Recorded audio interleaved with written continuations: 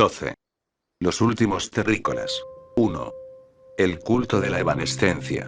La quinta humanidad carecía de la potencial inmortalidad de sus hacedores. Y, gracias a que ellos eran mortales pero longevos, su cultura adquirió brillantez y fuerza conmovedoras. Esos seres cuya natural longevidad se extendía a los 3000 años y al final de su época artificialmente hasta los 50.000, se sentían peculiarmente preocupados tanto por la perspectiva de la muerte como por la pérdida de los seres queridos. El espíritu efímero, que aparece en la existencia y luego casi de inmediato se desvanece antes de que llegue a penetrar hondamente en la conciencia de sí mismo, puede enfrentar su fin con una valentía que en parte es inconsciente. Incluso su dolor ante la pérdida de otros seres con quienes ha intimado no es sino un vago sufrimiento que parece un sueño. Pues el espíritu efímero no tiene tiempo de despertar totalmente, ni intimar plenamente con otro, antes de perder a su ser amado y de desvanecerse de nuevo en la inconsciencia. Pero, en el caso de los longevos seres de la quinta humanidad, la cuestión era diferente. Con su acopio de experiencias sobre el cosmos, y su comprensión y apreciación cada vez más vívidas y precisas, sabían que muy pronto toda esa riqueza del alma dejaría de ser. Y en el amor, si bien podían intimar plenamente no solo con una sino con muchas personas, la muerte de uno de esos espíritus queridos parecía una irrevocable tragedia, una absoluta aniquilación de la gloria más esplendorosa, un irreparable empobrecimiento del cosmos. En su breve fase primitiva, la quinta humanidad, al igual que muchas otras razas, trataba de consolarse mediante una fe irracional en la vida después de la muerte. Concebían, por ejemplo, que al morir los seres terrestres se embarcaban en un viaje que era una prolongación de la existencia terrenal, pero mucho más largo, bien en algún remoto sistema planetario, bien en una órbita totalmente distinta del espacio-tiempo. Pero, si bien esas teorías jamás fueron refutadas en la era primitiva, poco a poco comenzaron a verse no solo como improbables sino ya despreciables. Pues se llegó a reconocer que las resplandecientes glorias de la personalidad no eran después de todo la gloria extrema, pese al grado de belleza que ahora se alcanzaba por primera vez. Con dolor, pero también con entusiasmo, se comprendió que hasta las exigencias del amor en el sentido de que el amado debía tener una vida inmortal constituían una traición a la suprema sumisión del hombre. Y de forma gradual se hizo evidente que quienes utilizaban sus grandes dones e incluso su genio para determinar la verdad de la vida futura, o para establecer contacto con sus muertos amados, sufrían una extraña ceguera y un embotamiento espiritual. Aunque el amor que los había extraviado era en sí mismo algo maravilloso, ello no quitaba que se hubiesen descarriado. Andaban errantes, como niños en busca de sus juguetes, como adolescentes tratando de recuperar el gozo en las cosas de la infancia. Rehuían la admiración más difícil, más propia de la mente madura. Y así se convirtió en un objetivo constante de la quinta humanidad educarse con el fin de admirar aún durante los momentos críticos de aflicción no a las personas, sino a aquella formidable música de innumerables vidas personales que constituye la vida de la raza. Y muy temprano en su camino descubrieron una inesperada belleza en el propio hecho de que el individuo debía morir. De modo que, cuando hubieron entrado realmente en posesión de los medios para hacerse inmortales, se abstuvieron de seguir adelante, prefiriendo aumentar tan solo el lapso de vida de las generaciones siguientes hasta los 50.000 años. Ese parecía ser el período exigido para el pleno ejercicio de las capacidades humanas. Pero la inmortalidad, sostenían ellos, conduciría al desastre espiritual.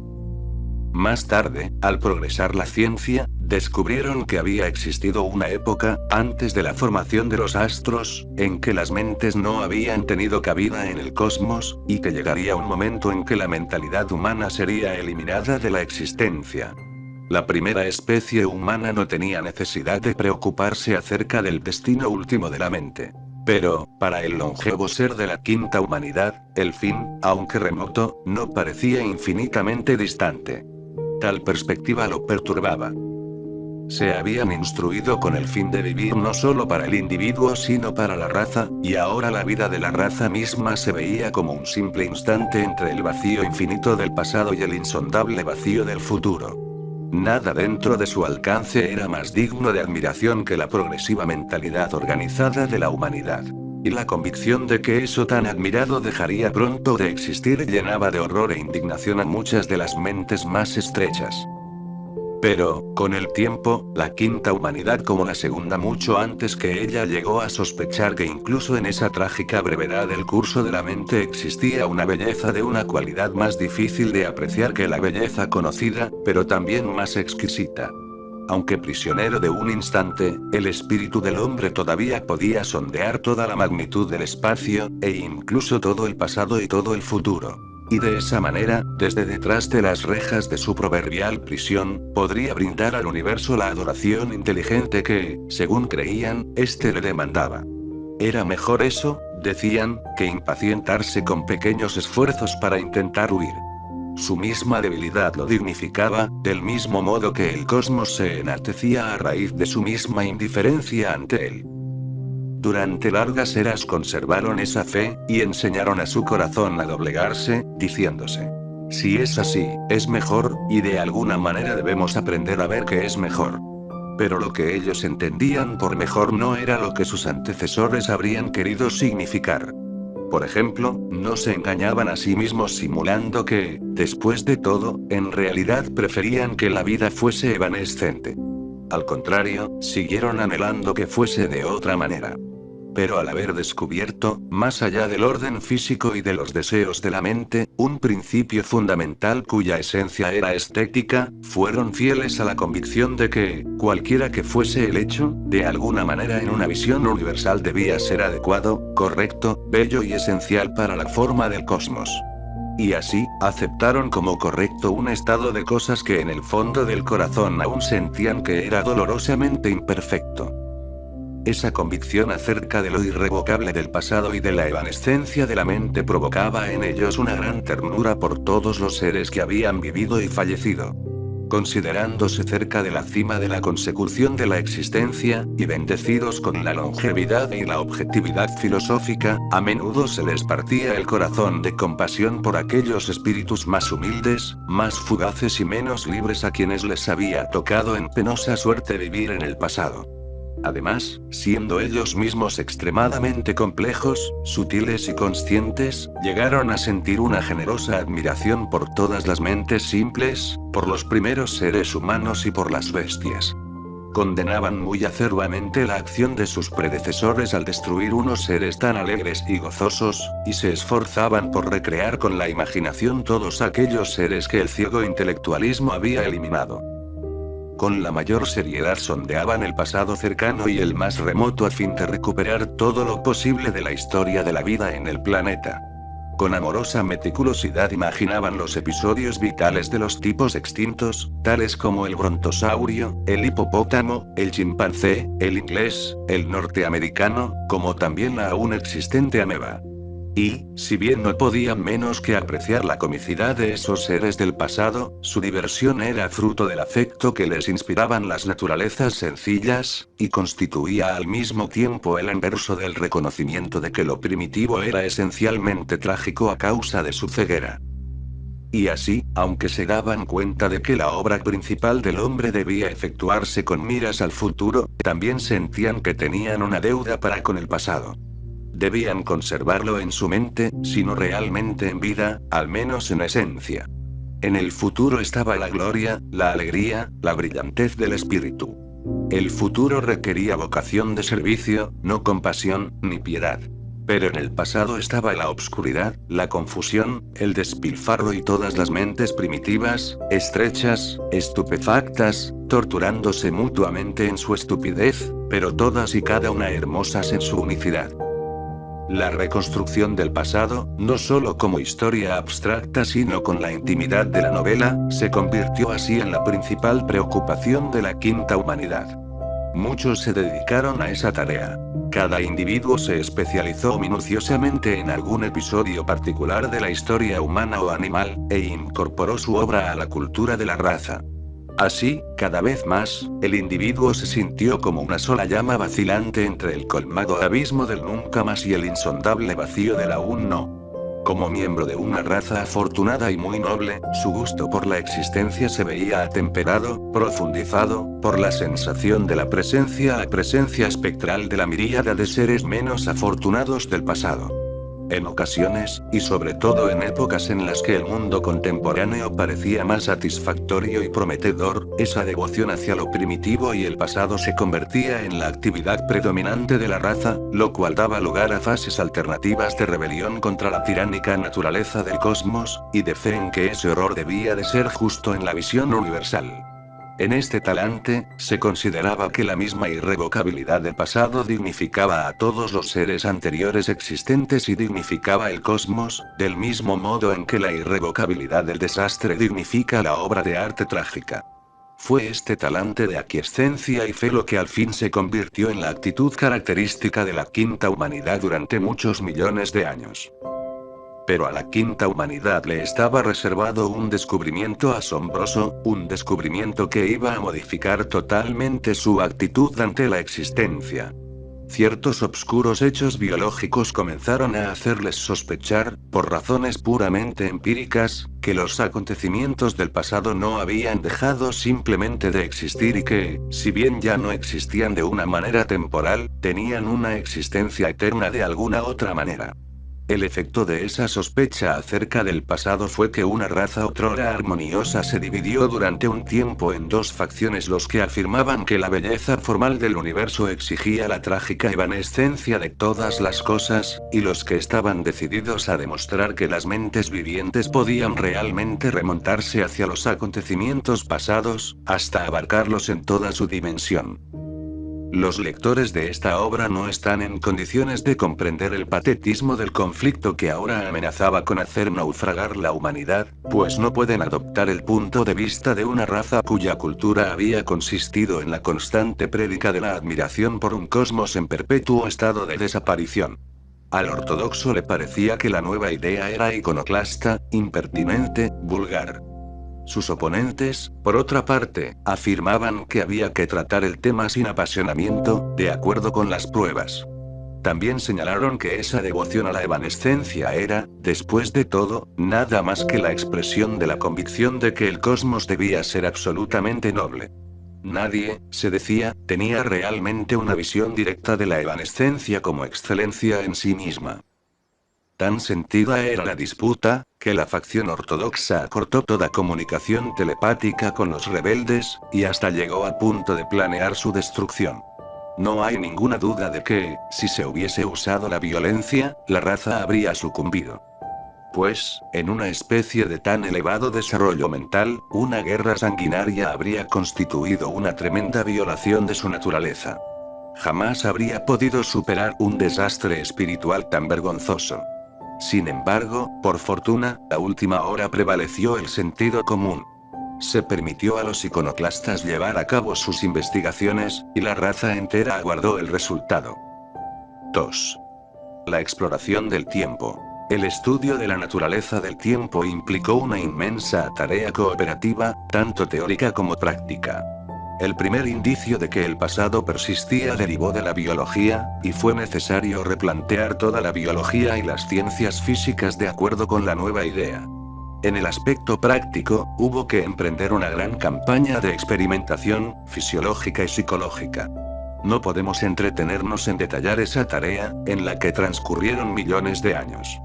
En ocasiones, durante miles de años de arrobamiento, la investigación temporal constituía la principal preocupación de la raza. En otras se dejaba en un segundo plano, o durante épocas en que predominaban otros intereses se la olvidaba por completo. Pasó una era tras otra, y siempre el esfuerzo de la humanidad en esa esfera siguió siendo estéril. Luego, por fin, se obtuvo un verdadero éxito. Entre las criaturas creadas en un proyecto de gestación de longevos, centrado en el dominio del tiempo, se eligió una. Desde la infancia, el cerebro de esa criatura fue controlado fisiológicamente con suma atención. También fue sometido a un estricto tratamiento psicológico, con el fin de que fuera posible instruirlo adecuadamente para la extraña tarea. En presencia de varios científicos e historiadores, se lo puso en una especie de trance, y se lo sacó de él al cabo de media hora. Entonces se le pidió que hiciera una reseña telepática de sus experiencias durante el trance. Lamentablemente, estaba tan conmocionado que su relato resultó casi ininteligible.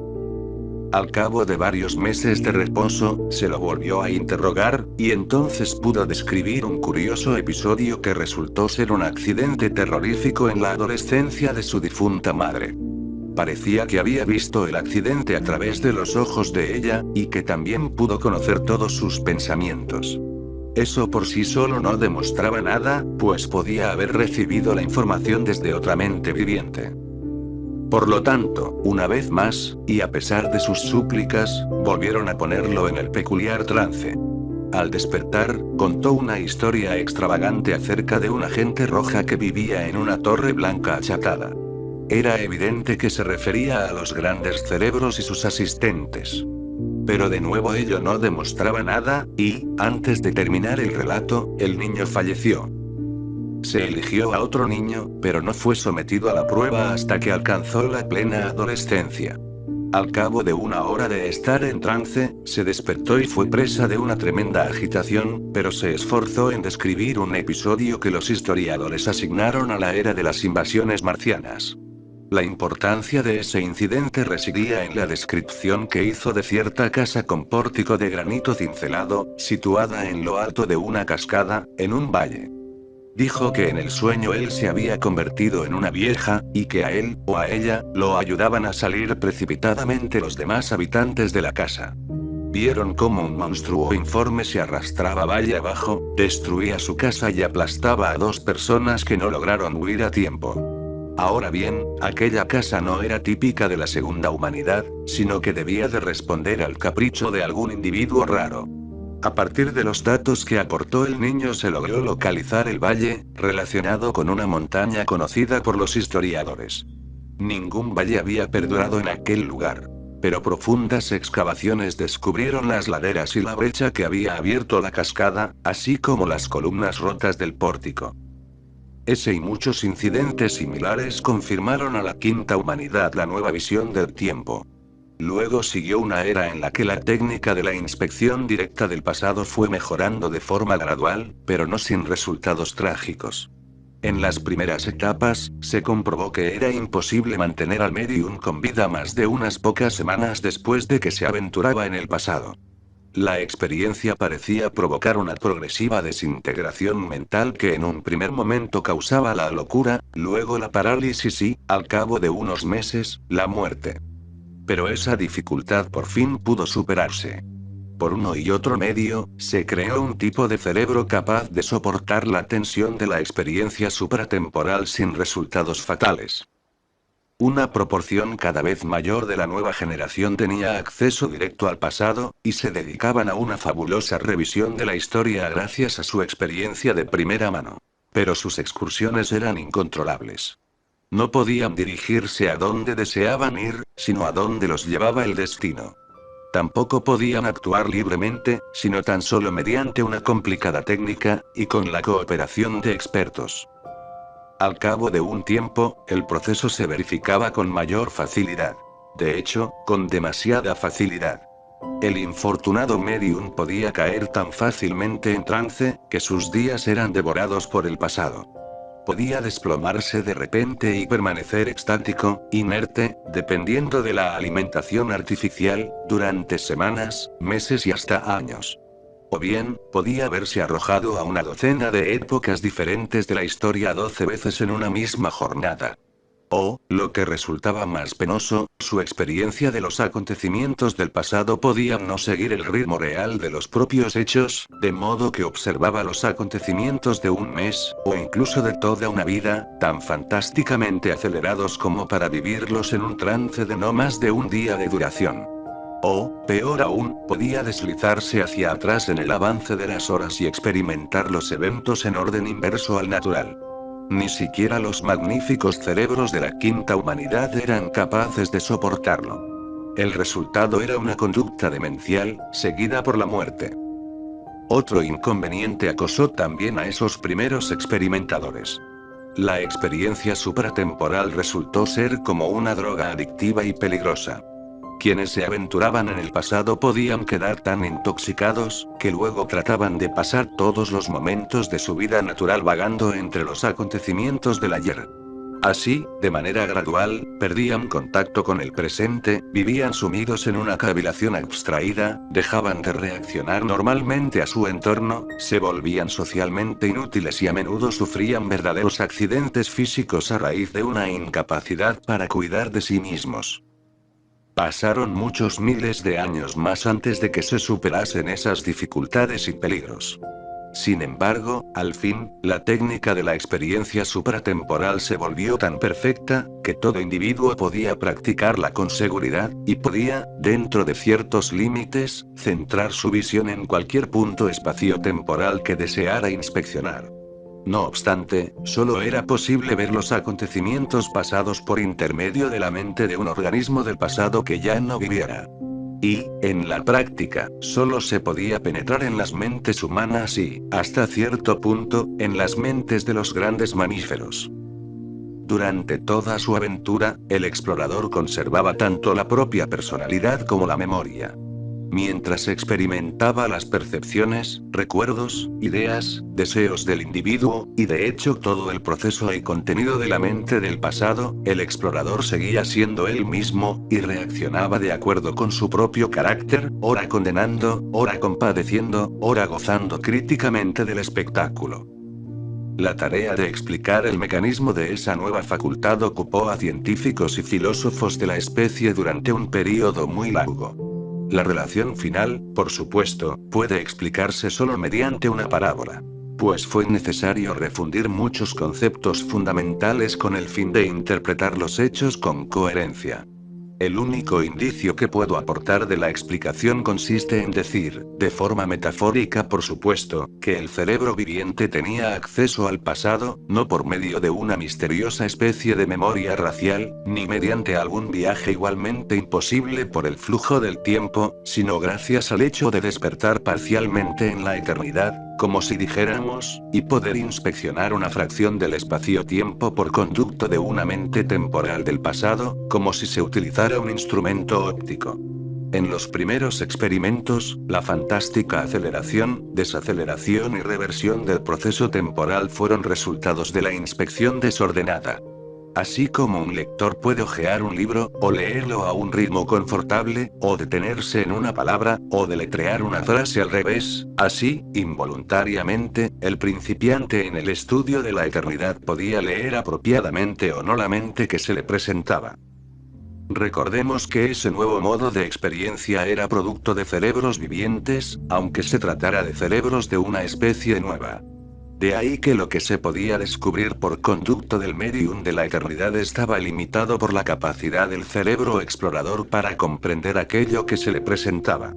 Y, además, si bien el contacto supratemporal con los acontecimientos del pasado no ocupaba tiempo alguno en la vida natural del cerebro, la asimilación de esa visión momentánea, y su reducción a la memoria temporal normal en las estructuras del cerebro, llevaba tiempo, y debía efectuarse durante el período del trance. Esperar que la estructura neuronal registrara la experiencia de forma instantánea, sería como esperar que una máquina compleja efectuara un complicado ajuste sin el correspondiente proceso de readaptación. Por supuesto, el acceso al pasado tuvo efectos de largo alcance en la cultura de la quinta humanidad. No solo le proporcionó un conocimiento incomparablemente más preciso de los hechos del pasado, y la capacidad para comprender los motivos de los personajes históricos y los movimientos culturales a gran escala, sino que también provocó un cambio sutil en la valoración de la importancia de las cosas. Si bien, claro está, habían comprendido la inmensidad y la riqueza del pasado, ahora se daban cuenta de ello con una intensidad abrumadora. Hechos históricos que hasta el momento solo se habían conocido de forma esquemática, ahora se podían experimentar de una manera íntima. El único límite a ese conocimiento residía en las limitaciones de la propia capacidad cerebral del explorador. Por consiguiente, el remoto pasado llegaba a penetrar en un hombre y moldeaba su mente de una manera en la que solo el pasado reciente, por conducto de la memoria, lo había formado hasta el momento. Aún antes de que la raza adquiriese esta nueva capacidad, había sentido una peculiar fascinación por el pasado. Pero ahora se había ido mucho más allá. Hasta entonces la quinta humanidad había sido como esos lectores sedentarios que se han atiborrado con lecturas sobre lugares exóticos, pero que nunca han viajado. Pero ahora se habían convertido en viajeros experimentados en todos los continentes del tiempo humano. Las presencias que hasta entonces habían sido espectrales ahora eran presencias de carne y hueso, vistas a plena luz del día.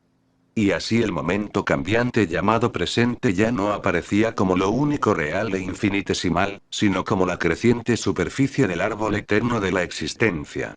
Ahora era el pasado lo que parecía más real, mientras que el futuro aún parecía vacío, y el presente, tan solo la impalpable consecuencia del indestructible pasado. El descubrimiento de que los acontecimientos pasados eran, en definitiva, perdurables y accesibles, constituía sin duda para la quinta humanidad una fuente de profundo gozo. Pero también una causa de nueva aflicción.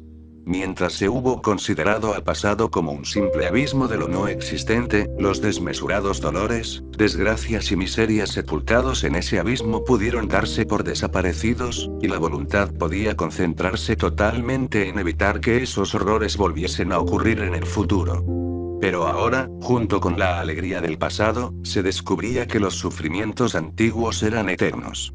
Y quienes, en el curso de su viaje al pasado, encontraban regiones de eterno dolor, regresaban trastornados. Resultaba fácil recordar a esos exploradores atormentados que si el dolor era eterno, también lo era la alegría. Pero quienes habían soportado el viaje al trágico pasado rechazaban semejantes afirmaciones con desdén, afirmando que toda la dicha de la humanidad entera de todos los tiempos no lograba compensar el dolor de un solo individuo torturado. Y además, manifestaban, era evidente que la alegría no tenía preponderancia sobre el dolor. En efecto, salvo en la era moderna, el sufrimiento había sido abrumadoramente excesivo. Tan fuertemente arraigaron esas convicciones en la mente de la quinta humanidad que, a pesar de su orden social casi perfecto, que los había impulsado a buscar el sufrimiento como si fuera un tónico, se apoderó de ellos la desesperación. En todas las épocas, en todas las empresas, la presencia del trágico pasado los obsesionaba, envenenaba su existencia, minaba sus energías. Los amantes se avergonzaban del goce que se brindaban mutuamente. Al igual que en los lejanos tiempos del tabú sexual, el sentimiento de culpa se interponía entre ellos y mantenía separados sus espíritus aunque sus cuerpos estuviesen unidos. 3. Viaje en el espacio. Fue mientras bregaban contra esa vasta tristeza social, y anhelaban ansiosamente una nueva visión que les permitiera reinterpretar o trascender el sufrimiento del pasado, que la quinta humanidad se enfrentó con una crisis física de lo más inesperada. Se descubrió que algo raro estaba ocurriendo en la Luna. En efecto, la órbita del satélite se iba estrechando en torno a la Tierra de forma contraria a todos los cálculos de los científicos. La quinta humanidad hacía tiempo que había elaborado un sistema minuciosamente coherente y total de las ciencias naturales, después de someter a prueba miles de veces todos los factores sin que fallaran ni una sola vez. Imaginaos, pues, su desconcierto ante ese extraordinario descubrimiento. En las épocas en que la ciencia era aún fragmentaria, un descubrimiento tan perturbador provocaba simplemente la reorganización de alguno de los ámbitos de la especialidad. Pero ahora el conocimiento era tan coherente, que la más ínfima discrepancia entre la realidad y la teoría provocaba en la humanidad un estado de vértigo intelectual absoluto. La evolución de la órbita lunar se había estudiado, por supuesto, desde tiempos inmemoriales. Incluso la primera humanidad había descubierto que la Luna se alejaría y luego volvería a acercarse a la Tierra, hasta alcanzar una proximidad crítica y entonces comenzaría a dividirse en un enjambre de fragmentos como los anillos de Saturno. Esa visión la había confirmado fehacientemente la propia quinta humanidad.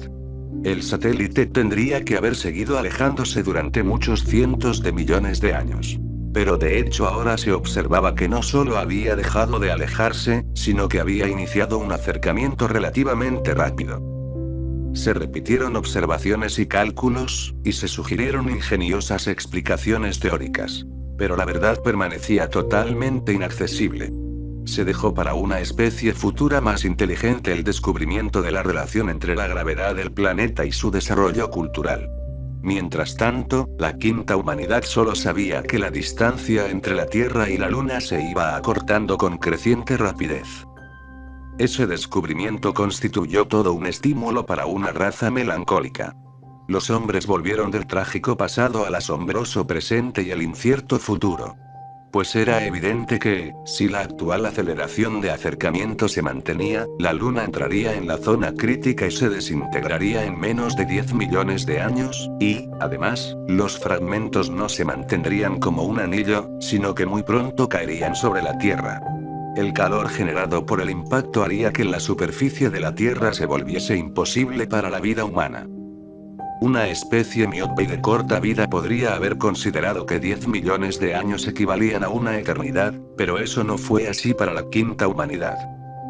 Pensando esencialmente en función de la raza, reconocieron enseguida que toda su política social debía determinarse ahora con miras a la futura catástrofe.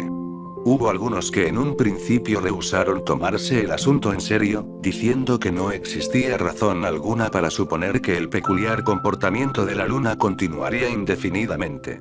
Pero, a medida que avanzaban los años, esa posibilidad se fue haciendo cada vez más improbable. Algunos de los que habían dedicado casi toda la vida a explorar el pasado, ahora trataron de explorar el futuro también, esperando demostrar que siempre podría descubrirse civilización humana en la Tierra por remoto que fuera el tiempo.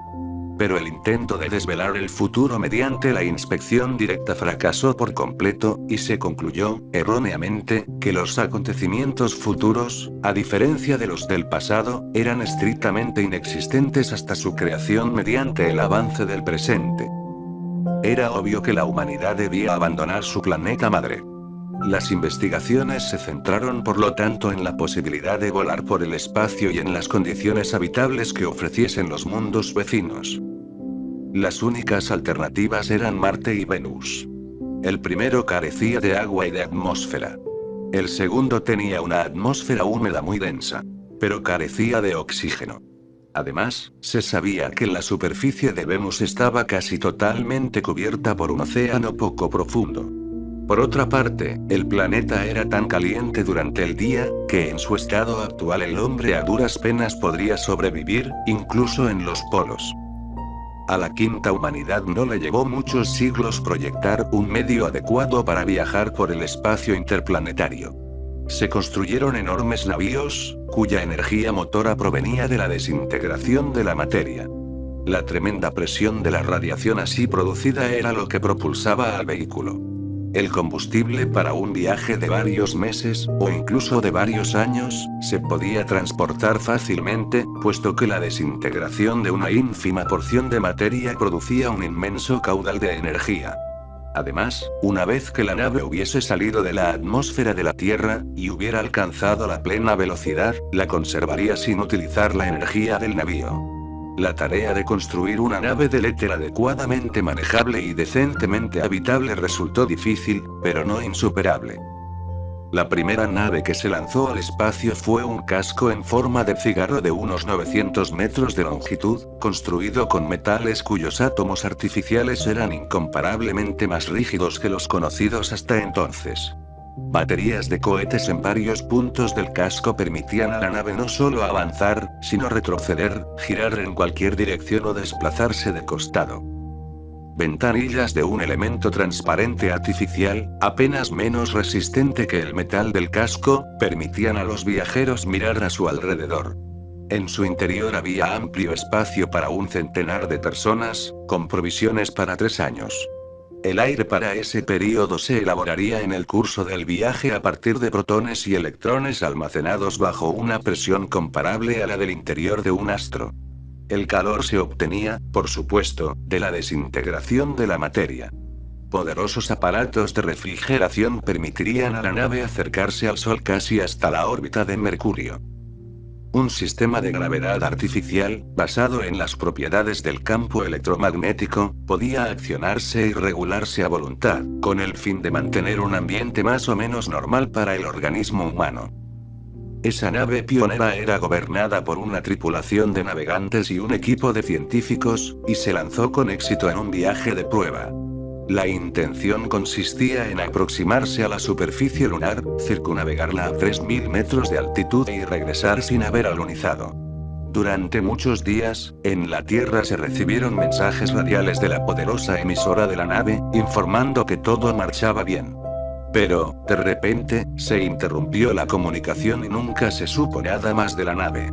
Casi en el mismo instante del último mensaje, los telescopios habían detectado un súbito destello luminoso en un punto del curso del vehículo. Se supuso, pues, que había colisionado con un meteoro y se había fundido con el calor del impacto. Se construyeron otras naves y se lanzaron en viajes de prueba. Muchas de ellas no regresaron. Algunas perdieron el control e informaron que se dirigían al espacio o que se precipitaban hacia el Sol, y seguían llegando mensajes desesperados hasta que el último tripulante perecía sofocado. Otras naves regresaron sin inconvenientes, pero las tripulaciones estaban consumidas y trastornadas a causa del prolongado confinamiento en una atmósfera viciada. Una de ellas se aventuró a descender en la Luna, pero se le rompió el casco y el aire escapó de su interior, de modo que la tripulación murió. Después de recibirse el último mensaje, fue localizada desde la Tierra, como una diminuta mancha más en la graneada superficie de uno de los mares lunares. Sin embargo, a medida que pasaba el tiempo los accidentes se volvieron más raros.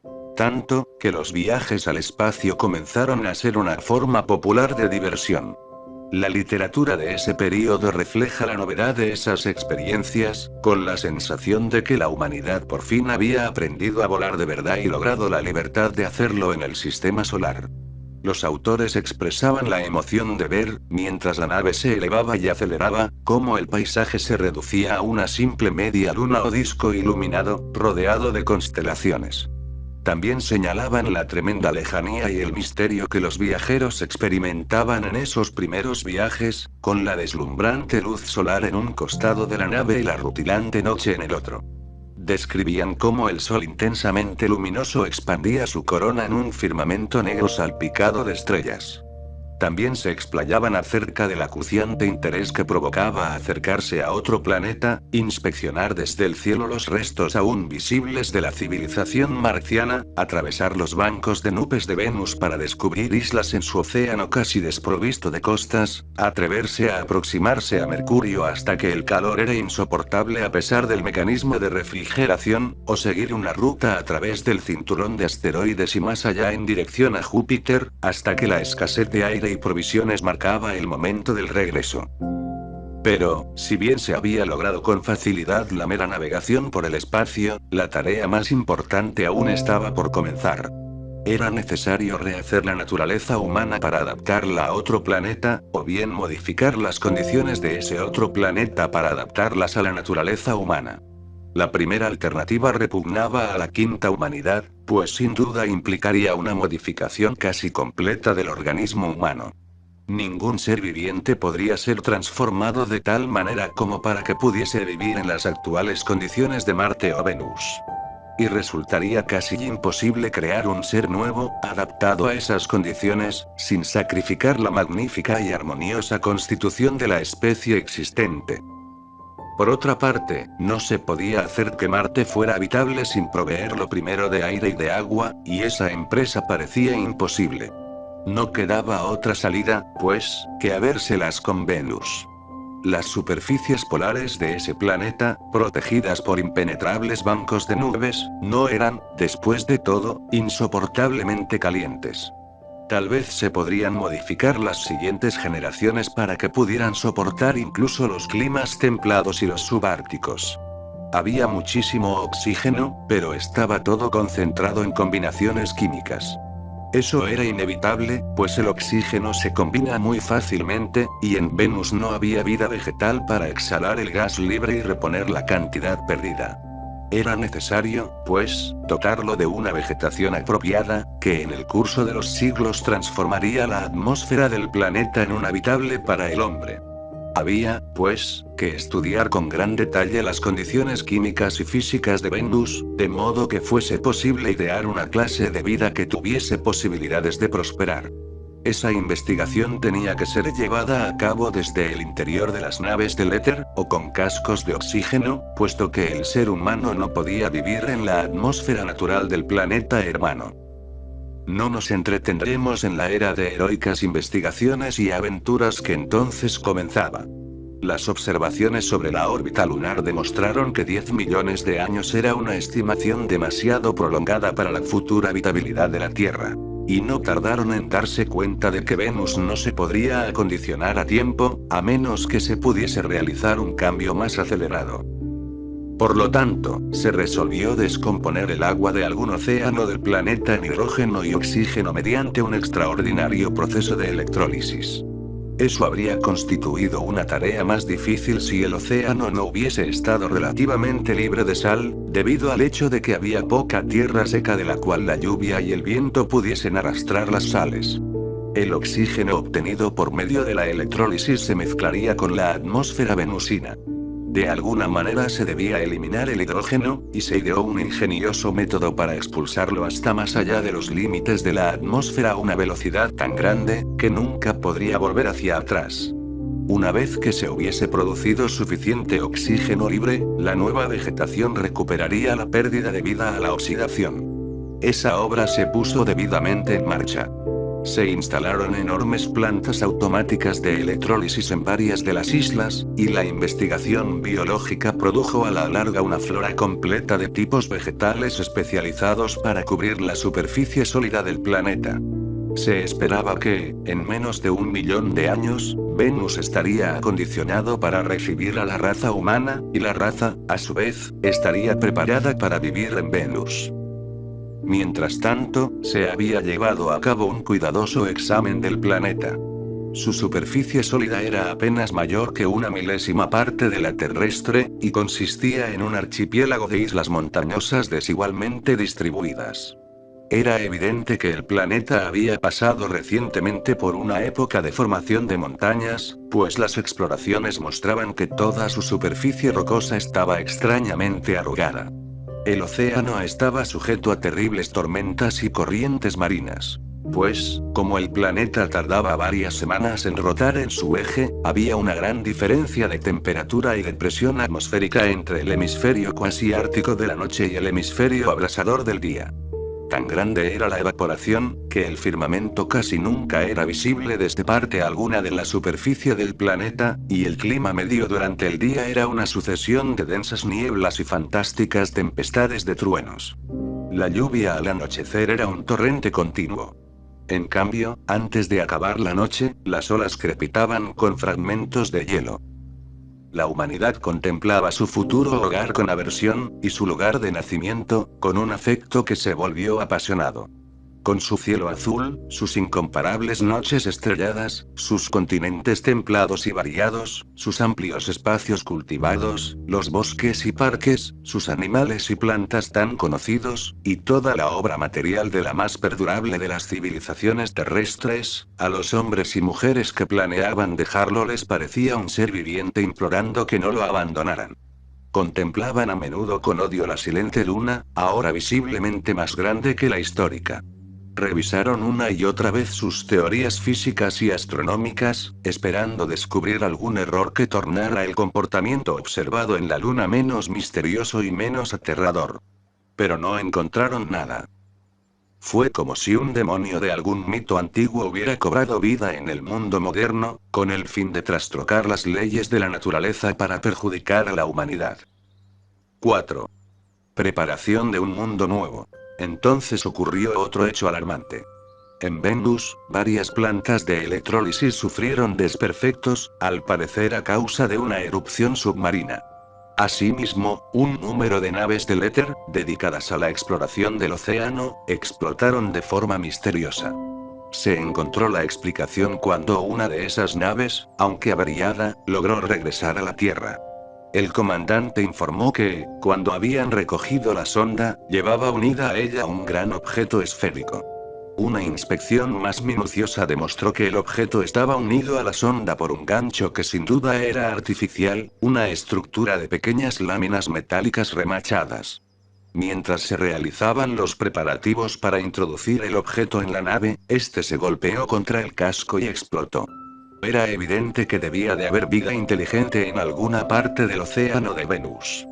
Parecía que los venusinos marinos se sentían agraviados por el vaciamiento constante de su mundo acuoso, y estaban decididos a detenerlo. Los terrícolas habían supuesto que el agua sin oxígeno libre no podía contener vida. Pero las observaciones no tardaron en revelar que en ese océano vastísimo había muchas especies vivientes. Algunas sin locomoción, otras nadadoras, algunas microscópicas y otras tan grandes como ballenas. La base vital de esos seres residía no en la fotosíntesis ni la combinación química, sino en la desintegración controlada de átomos radiactivos. Venus era especialmente rico en esos átomos, y aún contenía ciertos elementos que hacía mucho tiempo que habían dejado de existir en la Tierra. La fauna oceánica subsistía a partir de la destrucción de ínfimas cantidades de átomos radiactivos a través de sus tejidos. Varias de las especies venusinas habían alcanzado un dominio considerable del entorno físico y podían destruirse mutuamente de forma muy competente, por medio de diversos artefactos mecánicos. Muchos tipos entre ellos eran sin duda definidamente inteligentes y versátiles dentro de ciertos límites. Y, de esos tipos inteligentes, uno había logrado dominar a todos los demás en virtud de su inteligencia superior, y había creado una genuina civilización sobre la base de la energía radiactiva. Estos, los más evolucionados de todos los seres venusinos, tenían aproximadamente el tamaño y la forma de un pez espada. Poseían 3 órganos manipuladores, generalmente enfundados en su larga espada, que podían extenderse más allá de la punta, como 3 tentáculos musculosos ramificados. Nadaban con un curioso movimiento rotatorio del cuerpo y las 3 colas, mientras que 3 aletas les permitían cambiar de rumbo. También poseían órganos fosforescentes, de la vista, del tacto y algo análogo al oído. Parecían reproducirse asexuadamente, poniendo huevos en el cieno del lecho oceánico. No tenían necesidad de alimentarse en el sentido ordinario. Pero durante la infancia reunían suficiente material radiactivo como para mantenerse con vida durante muchos años. Cuando a un individuo se le terminaba la provisión y comenzaba a debilitarse, era destruido por sus congéneres más jóvenes o enterrado en una mina radiactiva, de donde, al cabo de unos meses, renacía de esa cuasi muerte totalmente rejuvenecido. En el fondo del océano venusino, esos seres se apiñaban en ciudades de construcción semejante a una proliferación coralina, provistas de muchos artículos complejos, que debían de constituir los requisitos y lujos de su civilización. Eso fue todo lo que pudieron comprobar los terrícolas en el curso de sus exploraciones submarinas. La vida mental de los venusinos permanecía ignota. Era evidente, por supuesto, que, como todos los seres vivientes, poseían un instinto de la propia conservación y ejercitaban sus aptitudes. Pero acerca de la naturaleza de esas aptitudes poco fue lo que se descubrió. Al parecer, se servían de una especie de lenguaje simbólico, basado en las vibraciones mecánicas que producían en el agua al chasquear las pinzas de sus tentáculos. Pero sus actividades más complejas eran absolutamente ininteligibles.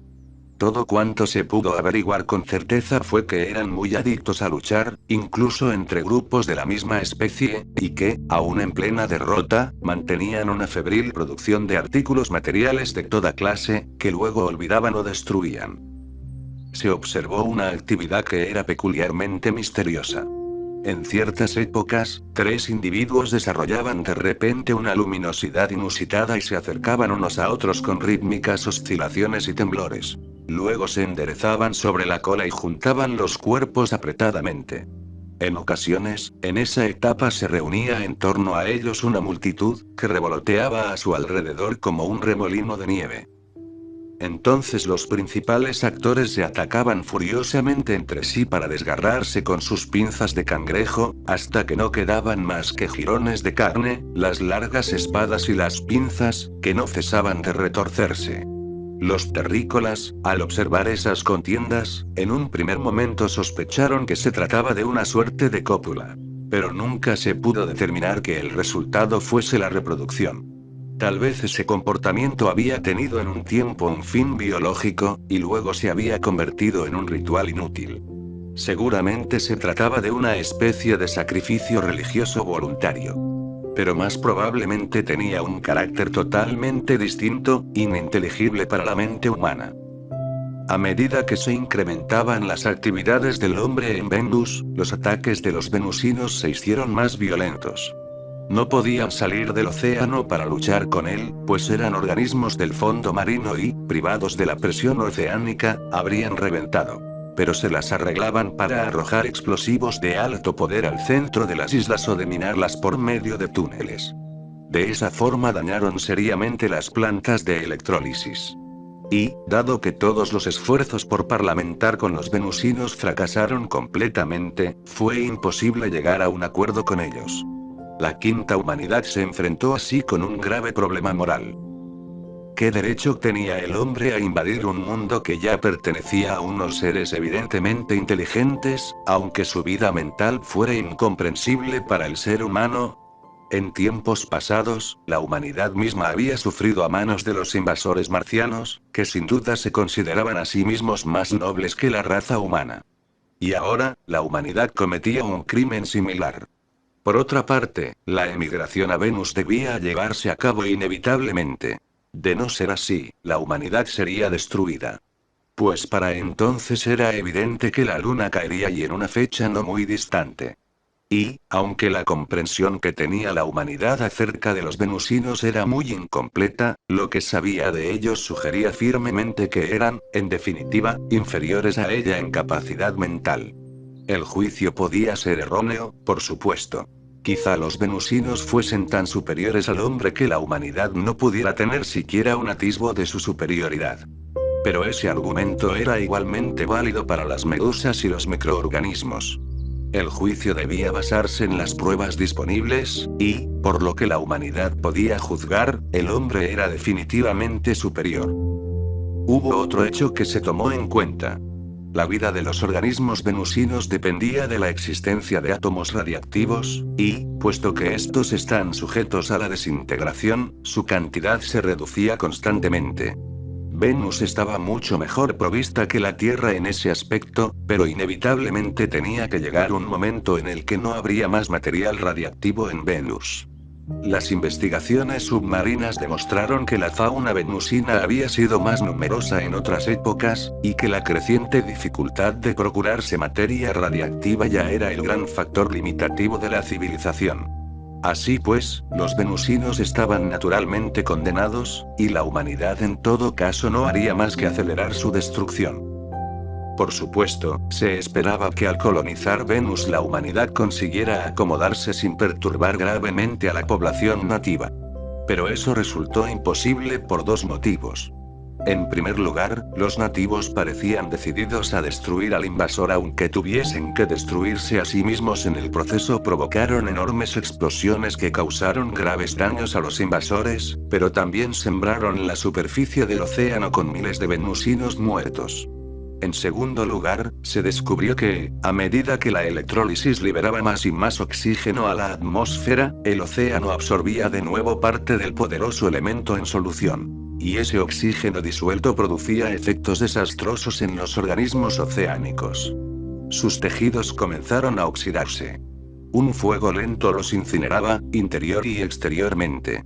La humanidad no se atrevió a detener el proceso de electrólisis hasta que la atmósfera fuese tan rica en oxígeno como el aire de la Tierra. Pero mucho antes de que se llegara a ese estado, se hizo evidente que los venusinos comenzaban a sentir los efectos del veneno, y que en unos pocos miles de años, a lo sumo, serían exterminados. Por lo tanto, se resolvió acortar todo lo posible su sufrimiento. Los hombres ya podían poner pie en las islas de Venus y así empezaron a fundar las primeras colonias.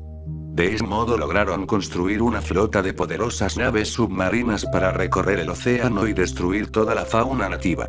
Esa vasta matanza influyó en la mentalidad de la quinta especie humana en dos direcciones opuestas, ora llevándola a la desesperación, ora provocándole un tremendo regocijo.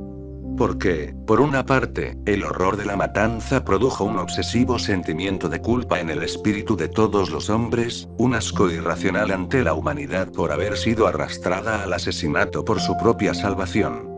Y esa culpa se sumó a la pérdida meramente intelectual de la confianza en sí misma, que se produjo a raíz del fracaso de la ciencia en dar cuenta y razón del acercamiento de la Luna. Volvió a despertar, también, aquel otro sentimiento de culpa irracional que se había nutrido de la compasión por las eternas penalidades del pasado. Unidas, esas tres influencias tendieron hacia una neurosis racial. Por otra parte, en ocasiones se generaba un talante muy diferente a esas mismas tres fuentes. Al fin y al cabo, el fracaso de la ciencia constituía un desafío que debía ser aceptado de buen grado, ya que habría una riqueza de posibilidades inimaginables hasta ese entonces. Incluso las inalterables penalidades del pasado constituían un desafío, pues de alguna extraña manera el presente y el futuro, según se decía, debían transfigurar el pasado. En cuanto a la destrucción de la vida venusina, era sin duda terrible, pero justa. Se había efectuado sin odio. En efecto, más bien con amor. Pues, a medida que la Armada procedía a llevar a cabo su obra implacable, reunía muchos conocimientos acerca de la vida de los nativos, y aprendía a admirarlos e incluso en cierto sentido a amarlos, mientras seguía con la matanza. Ese talante, de una voluntad inexorable aunque no despiadada, intensificó la sensibilidad espiritual de la especie, refinó, por así decirlo, su oído espiritual, y le reveló tonos y temas de la música universal que hasta entonces había desconocido. ¿Cuál de esos dos talantes, la desesperación o el coraje, triunfaría? Todo dependía de la habilidad de la especie para mantener un elevado grado de vitalidad en circunstancias desfavorables. Ahora, la humanidad se ocupó de la preparación de su nuevo hogar. Muchas clases de vida vegetal, procedentes de las cepas terrestres pero adaptadas al ambiente venusino, comenzaban ya a prosperar en las islas y en el mar. Porque era tan reducida la superficie de tierra firme, que se formaron inmensos continentes flotantes de materia vegetal. En las islas menos tórridas se erigieron pilares habitables, en una densa maraña de edificios, con vegetación en cada hectárea de terreno libre. Pero aún así, sería imposible que Venus diera cabida a toda la enorme población de la Tierra. Por lo tanto, se tomaron medidas para lograr que el índice de natalidad fuese inferior al de mortalidad. De modo que, cuando llegara el momento, la raza pudiese emigrar sin dejar ningún miembro viviente atrás. Se calculaba que en Venus no podrían vivir de una manera soportable más de 100 millones. Así pues, había que reducir la población a una centésima parte de su número actual.